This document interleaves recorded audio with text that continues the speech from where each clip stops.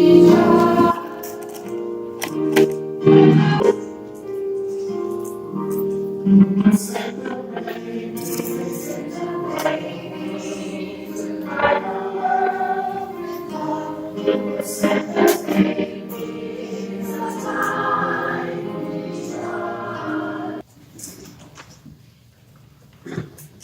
morning. I'm going to propose we change our order of worship going forward, that we will let the children's sermon and anthem follow the sermon, as opposed to the other way around. Thank you, Nancy. That was a beautiful job. Thank you very much. Our New Testament lesson this morning is from Philiplians 4, verses 1 through 9. If you wish to follow along, it is found on pages 1829 of your pew Bible. If you listen for God's personal word for you.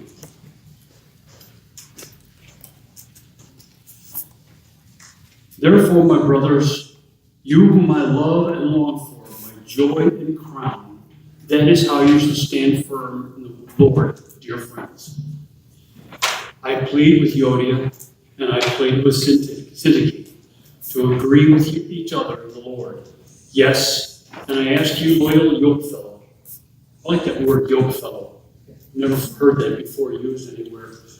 To have a yoke is like an oxen where they're put together so that they work together as a team. And he refers to his friends in Philippi as yokefellow. Help these women who have contended at my side in the cause of the gospel, along with Clement and the rest of my fellow workers, whose names are in the book of life. Rejoice in the Lord always. I will say it again. Rejoice. Let your gentleness be evident to all. The Lord is near. Do not be anxious about anything. Excuse me. But in everything by prayer and petition, with thanksgiving, present your request to God. And the peace of God, which transcends all understanding, will guard your hearts and your minds in Christ Jesus. Finally, brothers, whatever is true, whatever is noble, whatever is right, whatever is pure, whatever is lovely, whatever is admirable, if anything is excellent or praiseworthy, think about such things. Whatever you have learned or received or heard from me or seen in me, put into practice, and the Lord of God will be with you. This is the word of the Lord. Thanks be to God. I was drawn to this passage from Philippians because it was listed in the Presbyterian lectionary for the day. Lectionary is a guidance for getting through the Bible in 3 years, every 3 years. It is published by the denomination, all denominations for that matter. I'll have to admit to not feeling very enlightened after the first reading of all lectionary passages for today's service. Now, when I begin to develop a sermon, the first thing I do is go through all the recommended passages and try to find out what God wants of us this week. I'm often dumbfounded by the exercise and feel absolutely nothing coming through. This is my time for confession. After reading the selection from Philippians, I went back and read it again and still felt like I was missing something. So I went back and read the passages leading up to chapter 4. Before which time went by, I found myself reading the entire letter. Bells rang, lights flashed, and oh joy, oh rapture, God was showing me his message. I tell you all this because I want to encourage you to also read the book of Philippians. It is uplifting and joyful and very, very appropriate to Joy Sunday. Editorial comment, you're going to hear the word joy a lot today, and I do not want to diminish it. Joy is an interesting word if you think about it. Only three letters, and expresses something that's beyond happiness, beyond admiration, beyond enjoyment, pure joy. We're going to use it a lot today. First thing I thought about when I thought about Joy Sunday was, I got that joy, joy, joy, joy down in my heart. Down in my heart. It's a little Baptist hymn. Oh, I got it going to join me. I'm going to peace past all understanding and all the rest of it, wouldn't we? But joy in my heart, joy. An anonymous author wrote, "The letter from Paul to the church at Philippi is an epistle of joy and encouragement that inspires the reader to focus their thoughts and actions on pursuing Jesus Christ. When our joy is threatened by adverse circumstances, disunity, the quest for accomplishments, or anxiety, this letter is a powerful tool that can help us get our eyes back on Jesus. Only by pursuing Him first can we discover peace and joy that comes from God."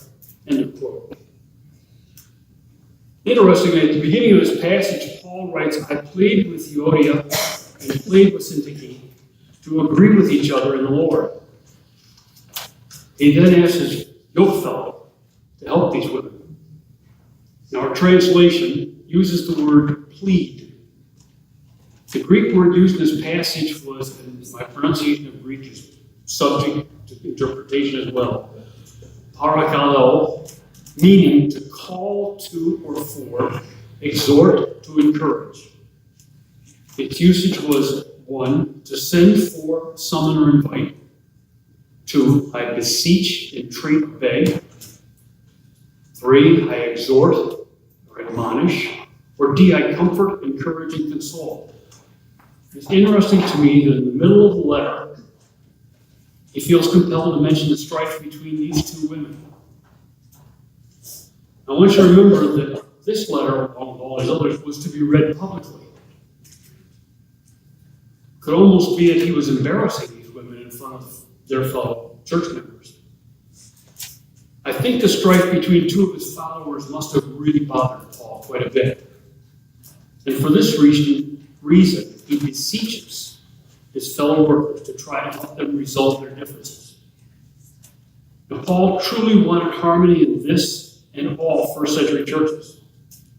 I can't help but wonder what Paul would think about today's Christian churches, who can't agree among themselves on just about anything. But that, my friends, is a subject for another sermon by another guy. Paul wrote this letter to thank the Philippians for their gift of money, which is to help him while in prison in Rome. The other themes of this letter were to send his warm affection for them and to encourage them to stand firm in the Spirit. He contends that joy springs out of humility. And the ultimate example of humility is Jesus' obedience to his Father's will. Paul repeatedly uses the word joy in this letter. His attitude is nothing short of supernatural, because he wrote this letter while sitting in a Roman prison cell. I don't have any photos or drawings of what these cells must have looked like, but I can only imagine that prison cells in Roman times were not all that pleasant a place to be sitting. But he was encouraging and encouraged. His joyful attitude is contagious as he urges readers to rejoice in the Lord always. Paul knew that there are no detours around hardship in this life. We all have to share our suffering, but while we can't control whether or not we experience hardship, we can control our response to it. Instead of being overcome by despair when difficulty strikes, we can choose to be joyful. How? First, by presenting our requests in prayer to God and trusting God to handle the answers. Because in His time. Second, by saturating our minds with whatever is true, whatever is right, whatever is noble, as Paul told us in verse 8. In doing so, we focus on how great God is instead of how difficult our circumstances are. And finally, by following the example of Paul and others who put their faith into practice and experience joy in spite of hardships.